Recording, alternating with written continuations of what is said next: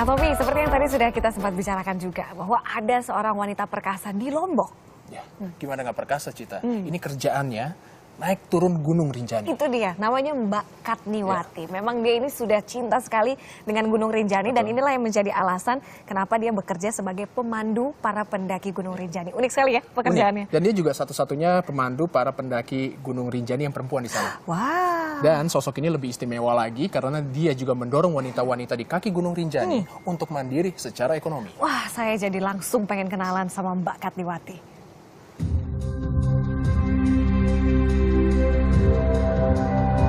Menjulang tinggi ke angkasa, gagah menantang cakrawala. Inilah Rinjani, gunung ketiga tertinggi di Indonesia. Tingginya 3.726 meter di atas permukaan laut. Gunung yang terletak di Pulau Lombok, Nusa Tenggara Barat ini menyuguhkan lukisan panorama alam yang menawan. Gunung ini magnet bagi para wisatawan untuk meraih puncaknya.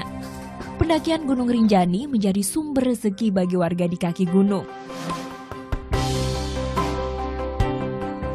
Termasuk bagi Katniwati atau yang biasa disapa Katni.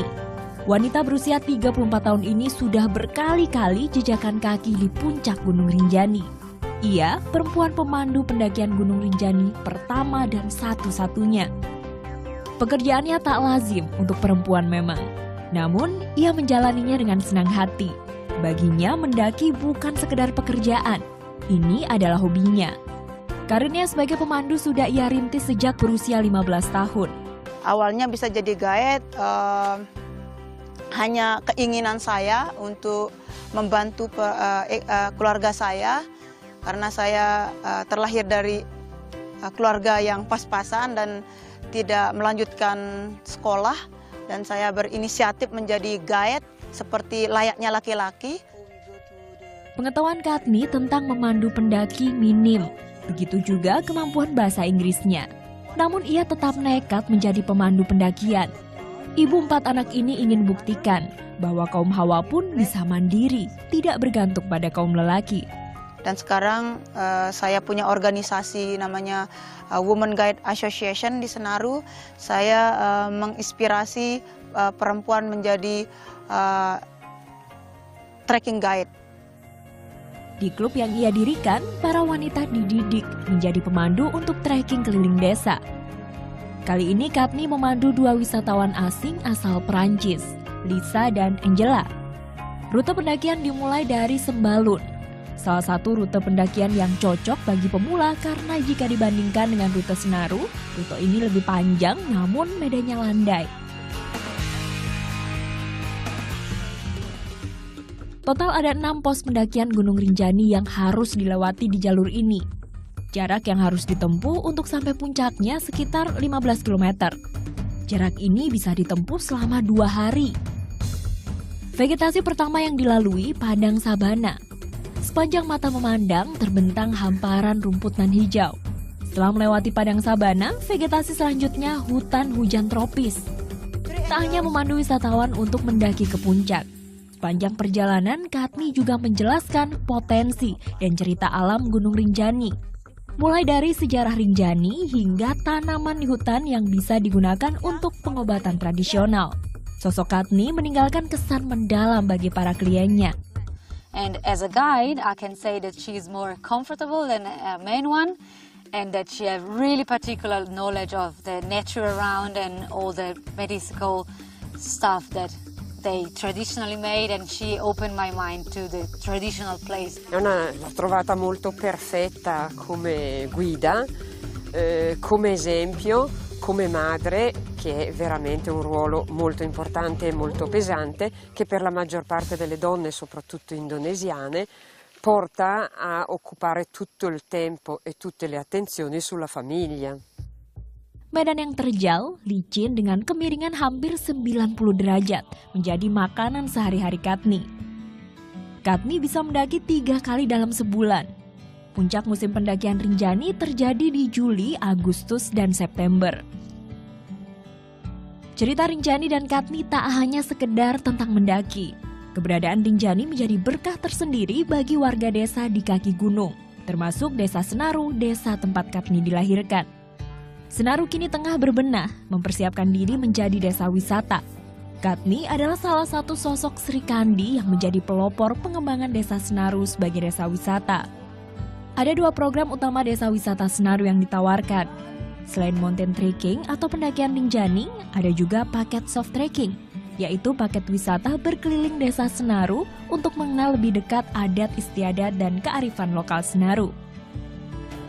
Di soft trekking, wisatawan diajak mengunjungi desa adat Senaru untuk mengenalkan kehidupan sehari-hari dan adat istiadat warganya.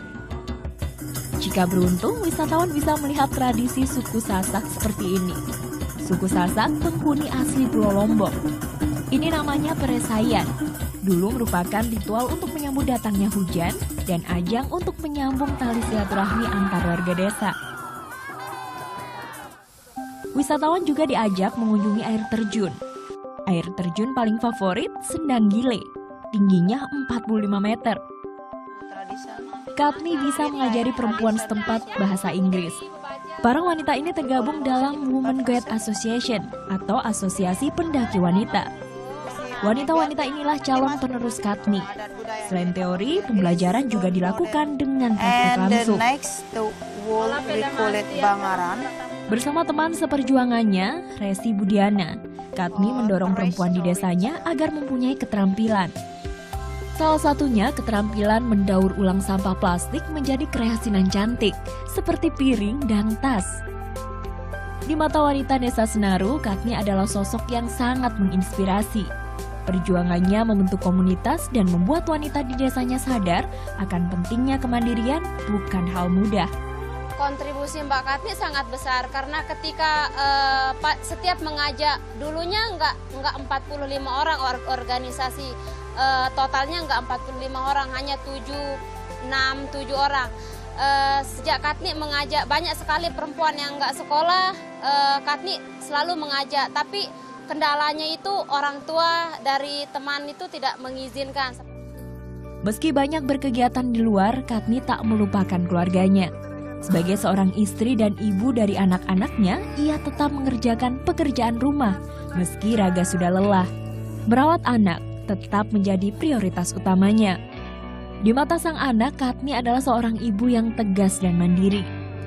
Bangga karena dia bisa mensupport orang lain dan bisa mengembangkan nama baik Senaru juga, bisa tidak tergantung pada dan bisa orang yang tidak pekerjaan dia bisa memasuki Women Guide. Katni satu dari sekian banyak Sri Kandi di Indonesia yang berjuang atas nama kemandirian perempuan. Ia membuktikan wanita bisa berkarya menjadi motor penggerak kemajuan desanya. Apristika Fauzia, Alma Silva melaporkan untuk NET. Wow, sosok Katiwati ini perlu dipuji ya. Dan ini jelas menginspirasi banyak orang termasuk wanita. Betul sekali. Bagaimana tidak? Dia ini sebagai pemandu, satu-satunya pemandu di Gunung Rinjani dan juga sebagai seorang ibu. Iya. Ini harus memiliki fisik yang kuat ya untuk bisa mendaki Gunung Rinjani sejauh 15 km dan perlu waktu 2 hari.